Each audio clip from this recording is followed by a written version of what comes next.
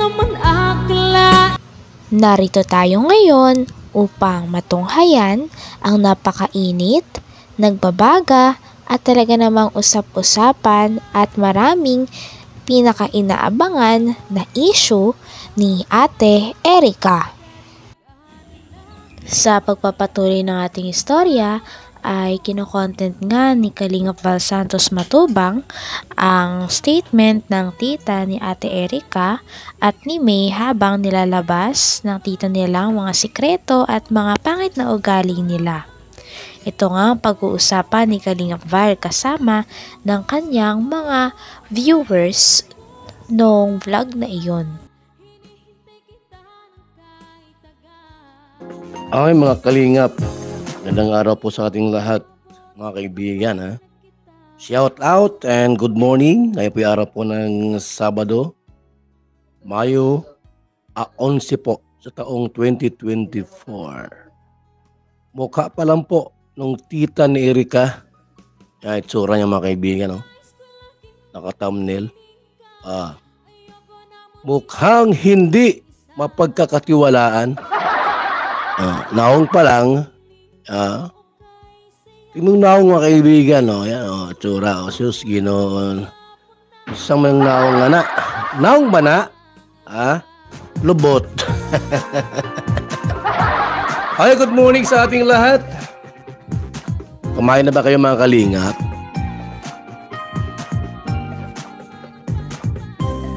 Basang-basa ko mga kaibigan no? May inggit sa kanyang puso. Huwag naman ganon. Huwag niyo pong siraan ang inyong pamangkin. Yan. Si Erica, si May. Ipamangkin mo yan Kadugo, kapamilya, kapuso, lahat na. Tapos sisiraan mo na ganyan-ganyan sila, ganyan-ganyan sila. Ano yan? Inggit ba yan? Huwag naman ganon. Hindi yan makatao. Hindi makadiyos yung ganon na sarili mong pamilya sisiraan mo. Para saan? Para saan? Para magkakasira-sira kayo? Hindi ganun dapat ang isang ugali ng isang tunay na tiya. Sumayaw-sayaw, tayo'y sumayaw-sayaw. Limutin na ang mga problema. Good morning sa mga SG. Shout out.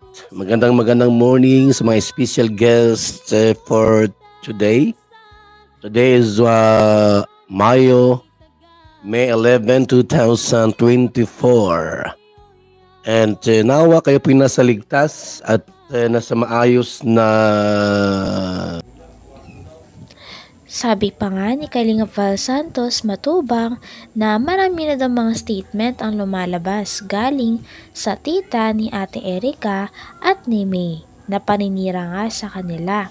At sabi naman ni Kalingap Val na kung may gusto daw siya na ikwento at mga masasakit na salita o mga impormasyon tungkol kay Ate Erica at kay May ay dapat kausapin niya raw si Kalingap Val Santos Matubang.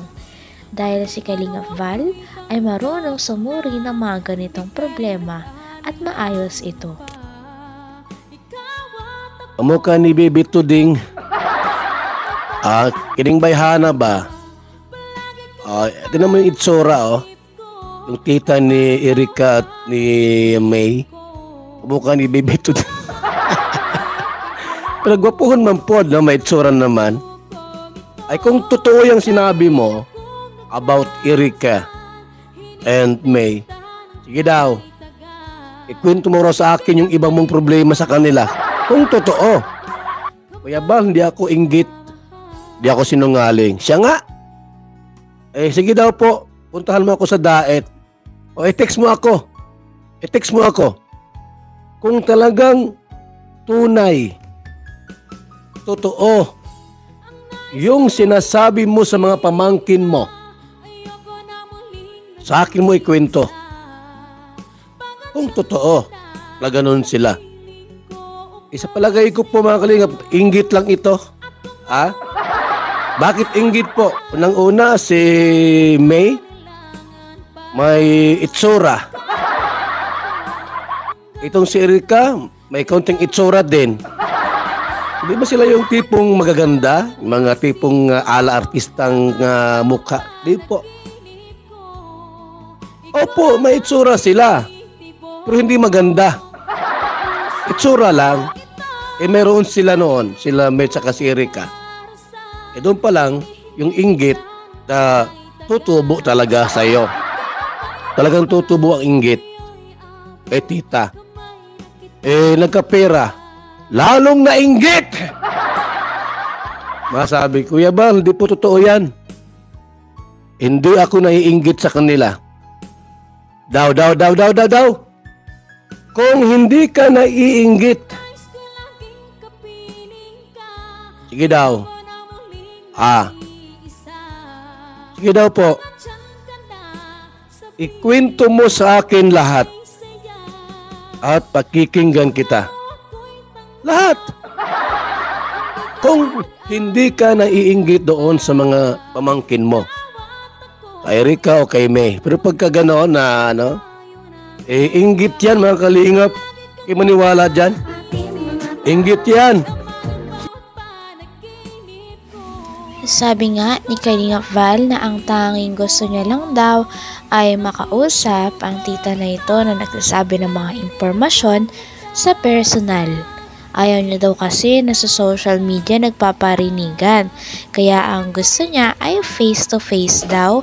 Dapat ang sagutan tungkol sa problema na ito. Nang sa ganon ay maayos daw ito at mapag-usapan ng maayos.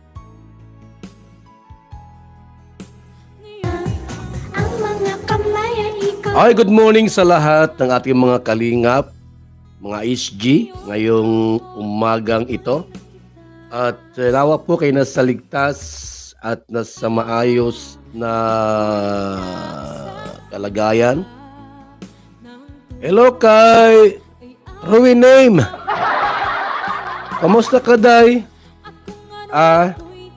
Alam nyo, Day, Ruin Name. Alam kong may sagot ka. Alam ko may sagot ka doon sa mga paratang. Sagutin mo siyempre yon. Pero yung kailangan magsagot ka dyan sa social media.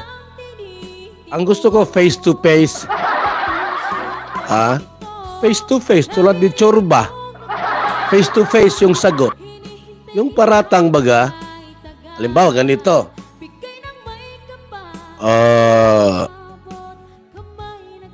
Mr. Val Santos Matubang, bakit ka nagreklamo sa taong ito? Sir, minura ako, sir, ay. Siyempre, masagot yung nagmura.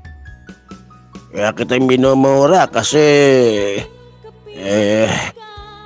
yung mga kakampi mo, minumura ako. Ayoko yung sa social media, doon ka mataram, doon ka masalita. At magpapaliwanag. Gusto ko face to face. Iguaning mediator. Judge.